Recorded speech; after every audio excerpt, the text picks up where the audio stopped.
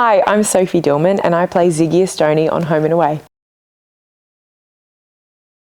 It's been really fun preparing for the Logies this time after 2 years of doing nothing except work, and I love work and we have so much fun on set, but we've worked really, really hard with no sort of reprieve or anything fun to look forward to. So it's really important that I think everyone in the industry gets to celebrate, because the whole industry has suffered and have worked so hard and have made incredible work. So it's really exciting to get ready and to prepare and to hopefully meet new people and spend time with the cast that if you don't work with them, you never see them. So it's really exciting to be able to spend time with the cast that you don't get to work with. I honestly didn't even think I would ever have my name alongside those people. They are like some of my acting heroes. To have my name in the same category as them is just mind-blowing, dream come true. I really just hope that I get to meet them all on the night, because I aspire to be them and have their careers and hopefully work alongside them in future. It's a bit of a process to work out what you're going to wear and what you're going to look like.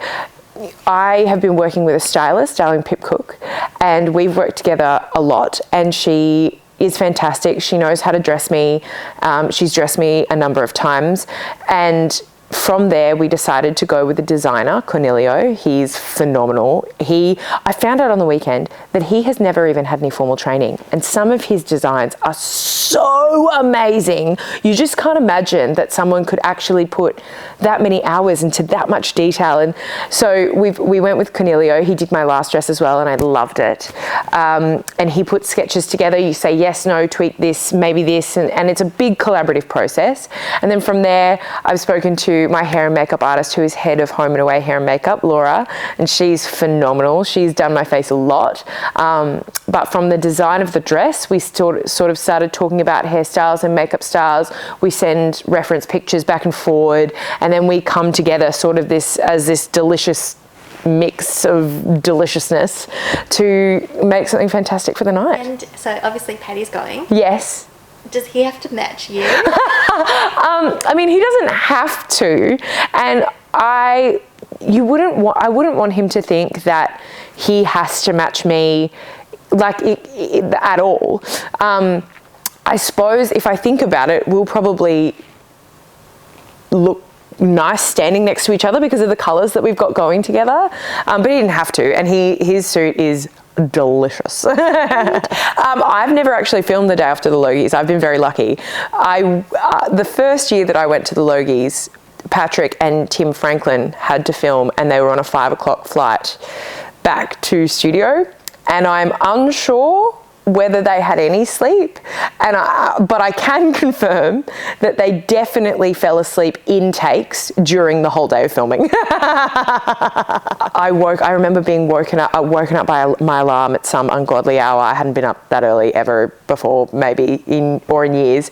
I was driven to set and I was freaking out. I had a full day, all the scenes. It was the first time my family was working together as well, which I was so excited about, but really nervous. You want to make a good impression. It was my first acting job, or it still is my only acting job I've ever had. So you want to make a good impression, but I got there and I saw these big trucks and these big lights, and someone got me from the car and took me to the hair and makeup chair, and then we had hair. I thought I had to do my own hair and makeup until I got there. And I was sitting with a hair and makeup artist, and I put my costume on, and everyone was so nice and so patient. We had an incredible director that had, I suppose, helped pick us as cast as well. So he was really understanding of what he liked and wanted to see, and it was so much fun. It was so much fun. One of the best days of my life. I have so many supporters. My granddad still cuts out anything that he finds in the newspaper or in a magazine and laminates it and gives it to my mum. My mum cuts out every piece of anything that she finds of me.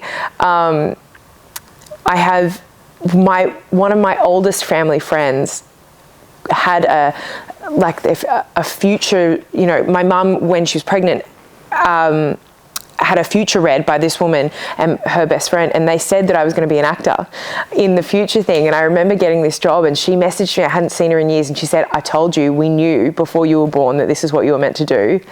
All of my friends have, when I was a poor out of work actor, sent me petrol money, sent me food money, flown me to places, helped me with auditions.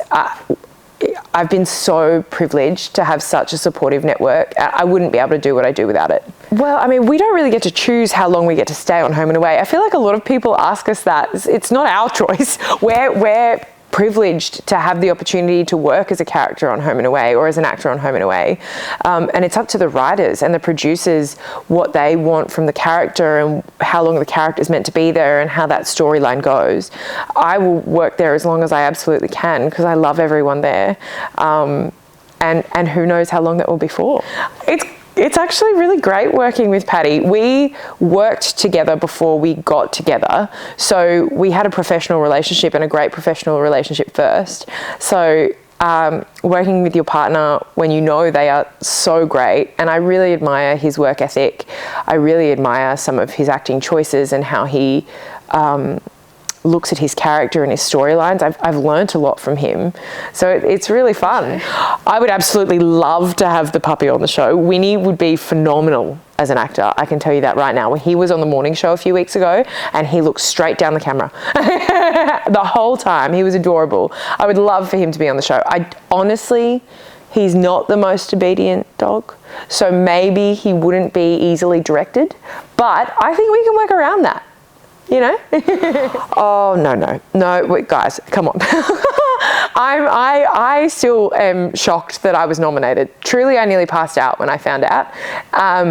So writing speech is a long way off, and I don't know whether is that a bad omen? I don't know whether you should, but then at the same time, you don't want to get up there and not have anything to say. That's too much for me to answer. Well, we found out at a nomination event. An event was hosted to celebrate that the Logies was happening, and I was announced as a nominee. And I was there actually with Ray, and I nearly fell off my chair and had to take a number of very deep breaths in the bathroom. But it was just incredible to see our industry come together again like that is so cool. And really, it's like being in a room of everyone that you have always wanted to work with are all standing right in front of you, and you don't know where to look or who to speak to or anything like it's a dream.